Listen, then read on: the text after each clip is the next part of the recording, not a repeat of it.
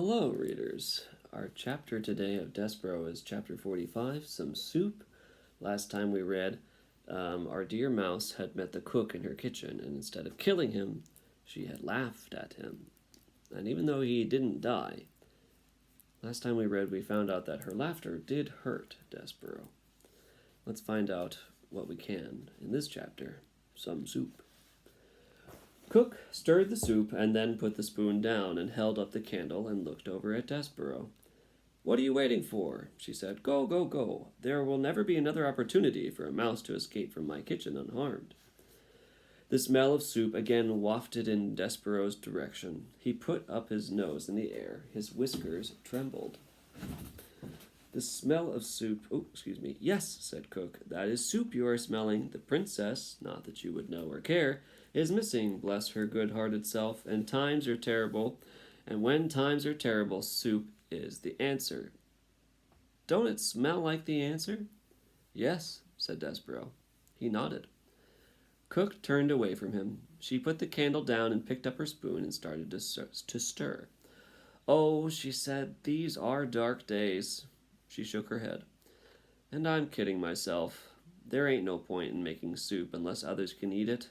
Soup needs another mouth to taste it, another heart to be warmed by it." She stopped stirring. She turned and looked at Despereaux. "Mouse," said Cook, "would you like some soup?" And then, without waiting for an answer, she took a saucer and spooned some soup into it and set it on the kitchen floor. "Come closer," she said. "I don't aim to hurt you, I promise." Despereaux sniffed. The soup smelled wonderful. Incredible. Keeping one eye on Cook, he stepped out from behind the spool of thread and crept closer. "Go on," said Cook. "Taste it." Despereaux stepped on to the saucer. Soup covered his paws. He bent his head to the hot broth. He sipped. Oh, it was lovely. Garlic and chicken and watercress. The same soup Cook had made the day the queen died. "How is it?" said Cook anxiously. "Wonderful," said Despereaux. "Too much garlic?" said Cook, wringing her fat hands. "No," said Despereaux. "It's perfect." Cook smiled. "See? There ain't a body, be it mouse or man, that ain't made better by a little soup." Despereaux bent his head and sipped again, and Cook stood over him and smiled, saying, "It don't need a thing, then? Is that what you're saying?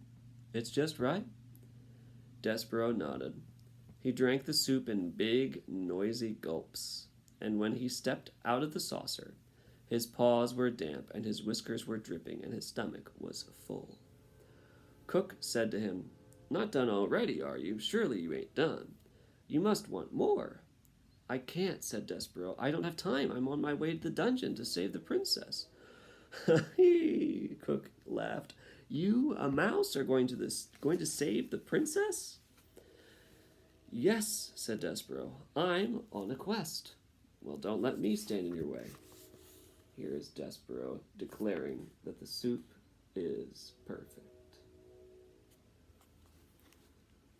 And so it was that Cook held open the door to the dungeon, while Despereaux rolled the spool of thread through it. "Good luck," she said to him. "Hee, good luck saving the princess." She closed the door behind her and then leaned against it and shook her head. "And if that ain't an indication of what strange days these are," she said to herself, "then I don't know what is. Me, Cook, feeding a mouse soup and then wishing him good luck in saving the princess. Oh my, strange days indeed." We'll read chapter 46, Mouse Blood Yes, next time.